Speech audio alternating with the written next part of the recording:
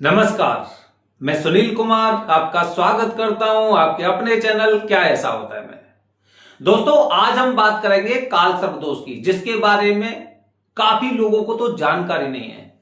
काफी लोगों को मूर्ख बनाया जाता है, कहीं पर भी उनका पूजन कर दिया जाता है, कोई विधि विधान नहीं, यहां तक कि उन्हें पूरी जानकारी नहीं दी जाती है।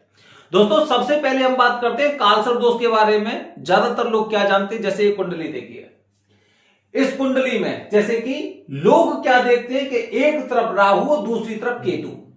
यदि कुंडली में इस तरह से है और सारे ग्रह एक ही तरफ हो, दूसरा हिस्सा खाली हो, तो इसे काल सर्प दोष माना जाता है, लोग कहते हैं। ठीक है। अब अगर इसमें से कोई ग्रह हल्का सा बाहर रह जाता है तो उसे अर्ध काल सर्प दोष कहते हैं। अभी मैं आपको इसके बारे में पूरा बताऊंगा, लेकिन दोस्तों सबसे पहले आपको एक बात बता रहा हूं, शास्त्रों में काल सर्प दोष का कहीं पे भी कोई जिक्र नहीं है। शास्त्रों में काल सर्प दोष का कोई जिक्र नहीं है। ठीक है। हालांकि इसे बोल सकते हैं कि एक तरफ राहु दूसरी तरफ केतु, तो इसे अशुभ कर्तरी योग बोला जाता है। अशुभ कर्तरी, कर्तरी मतलब कैंची, कैंची होती ना, इस तरह से काटते हैं। मतलब यह कि वो इसके दौरान, इसके बाद वाले भाव जो भी पड़ने वाले उन्हें ये काटने वाली है, इतने काटने वाली है। इसलिए इसे अशुभ कर्तरी योग बोला जाता है। ठीक है, क्योंकि दोनों तरफ पाप ग्रह हो चुके हैं। लेकिन दोस्तों, जब शास्त्रों में इसका जिक्र नहीं है तो फिर लोग आखिरकार इन सब रास्तों पर क्यों चलते हैं, उसकी वजह बता रहा हूं। दोस्तों, राहु, शास्त्रों में काल सर्प दोष का जिक्र तो नहीं है, लेकिन राहु ग्रह का उल्लेख जरूर है। राहु ग्रह का, राहु को एक अशुभ और पाप ग्रह माना जाता है, जो दुस्साहस का भी प्रतीक है। साहस नहीं, दुस्साहस। मंगल के अंदर, मंगल ग्रह के अंदर साहस होता है और राहु के अंदर दुस्साहस होता है। ठीक है, तो दुस्साहस, तो हम इस दुस्साहस को खत्म करने के लिए, राहु के अशुभ प्रभाव को खत्म करने के लिए हम उसकी शांति करवाते, इसका शास्त्रों में जिक्र है। जब राहु की शांति करते हैं तो इसमें जब भी किसी ग्रह की शांति होती है तो उसके साथ उसके आदि देवता और प्रत्यादि देवता का पूजन भी होता है। राहु के आदि देवता काल देवता और प्रत्यादि देवता सर्प देवता है, नाग देवता है। इसे पूरा कैसे बोलेंगे, राहु काल सर्प। इसे राहु काल सर्प शांति बोलते थे, आगे से राहु हटा दिया, काल सर्प को लोगों ने ग्रहण कर लिया। इस तरह से ये काल सर्प दोष लोगों के जीवन में आने लगा है। लोग समझने लगे हैं कि काल सर्प दोष किसी ना किसी प्रकार का ऐसा होता है जिसकी वजह से हमारा जीवन बर्बाद हो रहा है। खैर, इसके बाद दोस्तों लोगों को पता चला कि 9 प्रकार के नाग से 12 प्रकार के काल सर्प दोष बनते हैं। जिस भाव में राहु होंगे, जिस भाव में राहु होंगे उसके अनुसार ही आपको फल देंगे। उदाहरण के लिए दोस्तों, अगर द्वितीय भाव में अगर राहु बैठे हुए तो दूसरा भाव होता है हमारी भाषा का, हमारे कुटुंब का, हमारे संचित धन का, हमारी वाणी का, हमारे भोजन का होता है। ऐसे लोग ज्यादातर गुस्सेल या गाली गलौज करने वाले लोग होंगे, मतलब गंदा बोलने वाले लोग ऐसे होते हैं। इसीलिए, और यहां पर ना, जब कुटुंब में आप गंदा बोलेंगे तो विच्छेद की समस्या आती है, घर परिवार टूटते हैं। इसीलिए इनसे राहु की शांति है, काल सर्प दोष इस प्रकार का बताया जाता है। यदि लग्न में राहु है या फिर सप्तम भाव में राहु है, अगर लग्न में राहु है तो ऐसे लोग कुछ ज्यादा गुस्सेल प्रवृत्ति होते, क्योंकि लग्न हमारा खुद का भाव होता है जो हमारे जीवन को अंदर ही अंदर से खराब कर देता है। अगर सप्तम भाव राहु होता है तो वहां पर पति और पत्नी में समस्या पैदा होती है, गुस्सेल प्रवृत्ति, तलाक तक की नौबत आती है। इसलिए लोग कहते हैं कि इसकी शांति आपको करनी चाहिए। दोस्तों, एक बात ध्यान रखिए कि जरूरी नहीं कि काल सर्प दोष केवल राहु एक तरफ और केतु दूसरी तरफ है तभी काल सर्प दोष होता है। यदि दोस्तों उदाहरण के लिए, अगर अब ये कुंडली देखिए, इस कुंडली में देखिए, मैंने मंगल को बाहर किया है, मैंने मंगल को इसमें बाहर किया है, लेकिन फिर भी इस काल सर्प दोष है। पता है कैसे? क्योंकि मंगल जिस भाव में बैठा हुआ है वो खुद दोषी है। पहले, चौथे, 7वें, 8वें और 12वें में इस भाव में मंगल होता है तो मंगल दोष माना जाता है। अब जो ग्रह बाहर है, वो खुद दोषी है, तो वो आपको कैसे बचाएगा? तो इस प्रकार ये भी आपका काल सर्प दोष माना जाता है। क्योंकि अगर आपको सपोर्ट करने वाले लोग तो एकदम किसी के चंगुल में, लेकिन जो आपकी मदद नहीं कर सकते, वो बाहर है, वो आपका क्या भला करेंगे? नहीं कर पाएंगे ना। इसी प्रकार से अब देखिए दूसरा तरीका बता रहा हूं आपको कि अब इस वाली कुंडली को देखिए, इसमें गुरु बार है। अब गुरु बार है तो गुरु मकर राशि में, गुरु मकर राशि बार है राहु केतु के चंगुल से मकर राशि में। लेकिन अब स्थिति में क्या हो गई, गुरु नीच के हो गए मकर राशि में। अब नीच के हो गए तो उनके अंदर उतनी शक्ति नहीं है। ऐसा इंसान तो पहले से ही किसी ना किसी पेट की बीमारी से समस्या पीड़ित रहेगा। तो जो ग्रह बाहर है वो आपका जब कुछ भला नहीं कर सकता है तो फिर उस स्थिति में भी काल सर्प दोष माना जाता है। मतलब यह है कि राहु दोष कहते हैं या काल सर्प दोष कहते हैं, वो माना जाता है। तो दोस्तों इस प्रकार से 9 प्रकार के नाग द्वारा 12 प्रकार के काल सर्प दोष बनते हैं। ठीक है, तो ये आपको पूरा नाम आपको इंटरनेट पे ही मिल जाएंगे, लेकिन मैं आपको मोटे मोटे तौर पर बता रहा हूं। ठीक है, जिस ग्रह में जिस भाव में राहु उपस्थित होंगे उसी से संबंधित आपको दुष्प्रभाव देंगे, जैसे कि मैंने अभी आपको बताया था। अब दोस्तों क्या करें, अच्छा आप में से बहुत से लोग ऐसे होंगे जो जगह जगह लोगों को कुंडली दिखाते हैं और उसमें से 80% लोग ये कहते हैं कि आप उज्जैन में जाइए या फिर उस स्थान पर जाइए या फिर उस स्थान पर जाइए और ये पूजा करके जाइए। एक चीज मैं आपको बताता हूं कि आज के समय में कोई आपको सटीक और ठीक से जानकारी नहीं देते हैं। दोस्तों मैं आपको बताता हूं, आप कहीं पर भी देखिए, आपके जीवन का यह अनुभव भी होगा कि भटकते रहिए कहीं, मुक्ति मिलेगी यहीं। कुंडली में अगर काल सर्प दोष है तो इंसान को त्र्यंबकेश्वर आंख बंद करके आना चाहिए। अगर काल सर्प दोष है, आज नहीं आओगे 10 साल बाद आओगे, जब सब कुछ लुट जाएगा तब आओगे। तब भी नहीं आए तो बच्चों के साथ आना पड़ेगा, क्योंकि दोष तो आगे गतिमान होता है।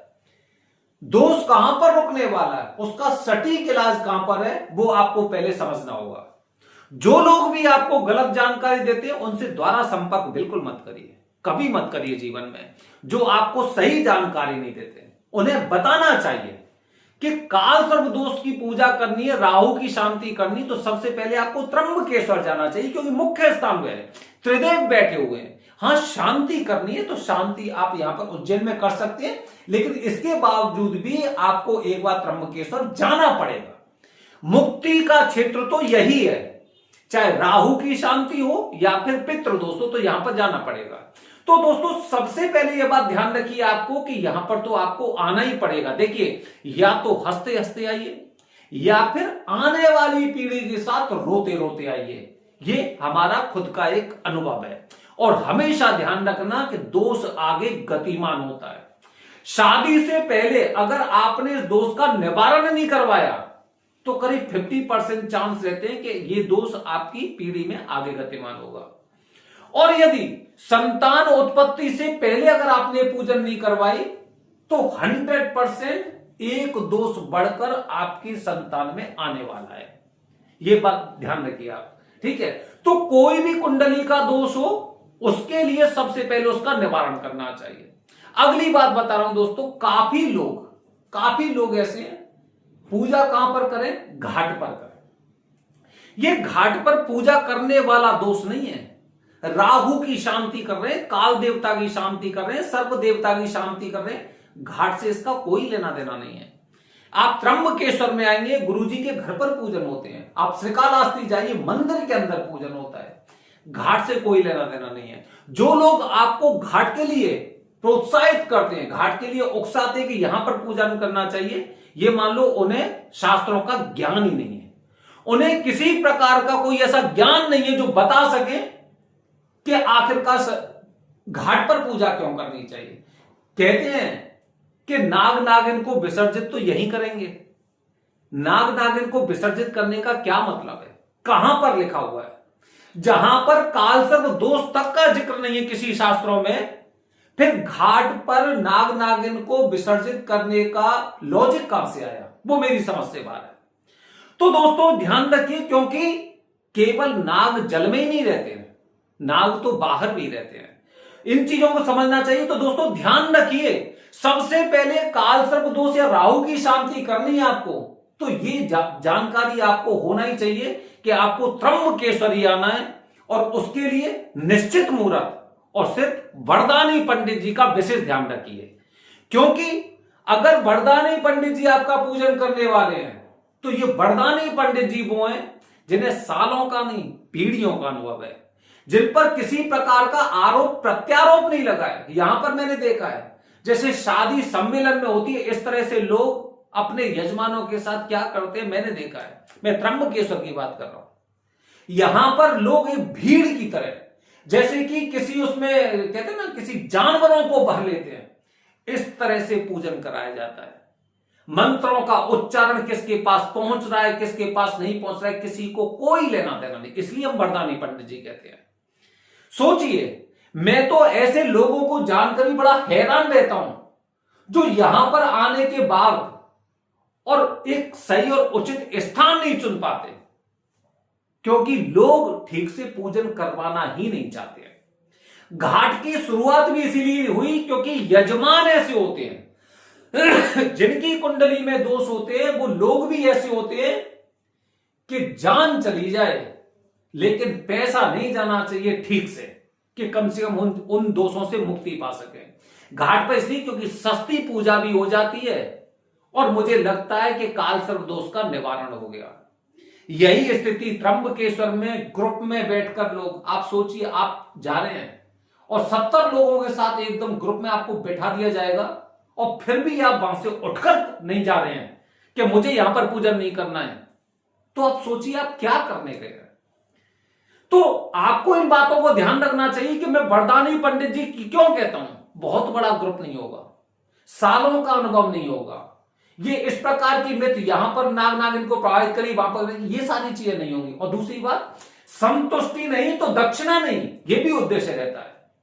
दोस्तों, आप दोष का निवारण की पूजा करने जा रहे हैं, आपको दोष से मुक्ति पानी है, पहले आपको यह समझना है। राहु छोटा मोटा ग्रह नहीं है।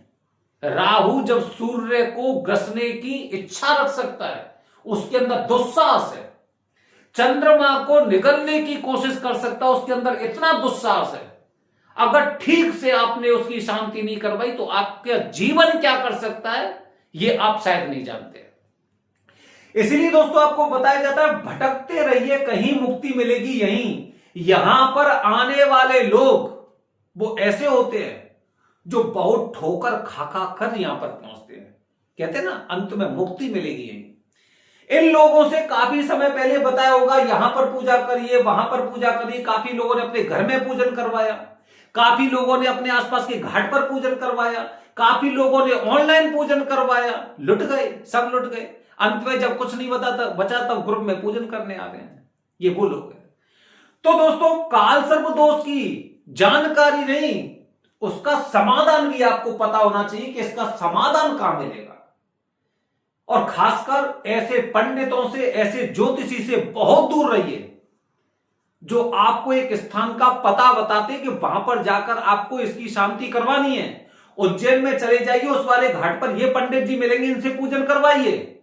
त्र्यंबकेश्वर में नासिक रोड पर वो ऑटो लेकर आपको भेज देंगे, टैक्सी लेकर आपको भेज देंगे। ऐसे लोगों से दूर रहिए।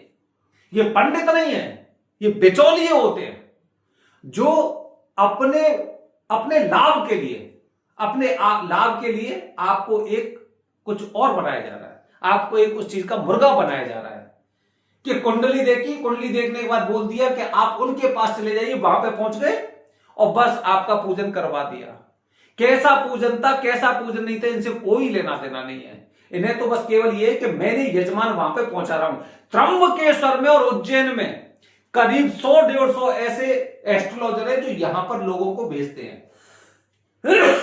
यहां तक कि कोलकाता की तरफ से, बंगाल की तरफ से बस भरी भरी आती हैं इनकी, और यहां पर एक किसी ब्राह्मण, एक किसी पंडित जी के पास भेज देते हैं। वो सभी का घाट पे बिठाकर पूजन कर देते हैं। त्र्यंबकेश्वर में एक धर्मशाला बना रखी है, वहां पर एक साथ पूजन कर देते हैं। बेचारे लोगों के साथ ऐसा हो रहा है। तो अपना दिमाग भी लगाइए, किसी के चंगुल में मत फंसिए। कोई कह रहा है यहां पर पूजन करवाइए, बिल्कुल मत करवाइए। अपनी इच्छा से देखिए, इंटरनेट का दौर है, आपको खुद डिसीजन लेना है कि मैं पूजा कहां पे करवाऊं, किससे करवाऊं, इनका रिकॉर्ड कैसा है, क्या ये वरदानी पंडित जी है या नहीं है, कहीं आपसे एडवांस पेमेंट तो नहीं ले रहे। इस तरह की चीजें आपको पता होना चाहिए। दोस्तों, ये मैंने बताया कालसर्प के बारे में जिन लोगों को जानकारी नहीं हो इस वीडियो को आप उनके पास भेजिए। अगली वीडियो में मंगल के बारे में बता रहा हूं, जिनकी कुंडली में मंगल दोष या मांगलिक है उनके लिए पूरी जानकारी एक साथ। बने रहिए हमारे चैनल के साथ दोस्तों। हर हर महादेव।